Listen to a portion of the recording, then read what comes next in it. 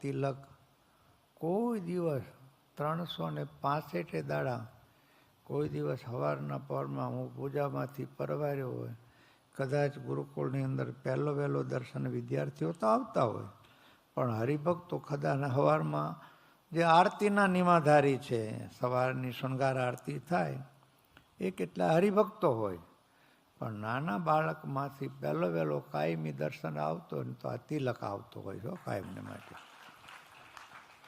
અને છોકરાનો માલિકોરથી એમને એમની જિજ્ઞાસા, સ્વામી હું તમને આ ફલાણું સંભળાવું? આપણે હા પાડીએ તો તરત જ કાંઈક ને કાંઈક કંઠસ્થ કરીને આવ્યો હોય. તમને ત્યાં સુધી કહું, અહીંયા સંતો, નાના સંતો કે બીજા સંતો કથા વાર્તા કરતા હોય ને એ તો હજી હળવી હોય, પણ માધવપીર સ્વામીની છે ને તાત્વિક કથા હોય, તત્વજ્ઞાનની કથા હોય ને તો મેં જોયેલું છે સભામાં.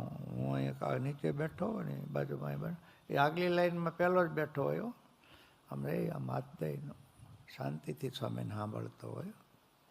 અને સ્વામી એ ટાઈમે સભામાં પ્રશ્ન પૂછે ને, હમણાં જ વચના હમણાં સત્ર ચાલતું હતું તો લગભગ એક કોઈ દિવસ બાકી નહીં હોય કે શ્યામજી ભગતના મોઢે તિલકનું નામ ન આવ્યું હોય.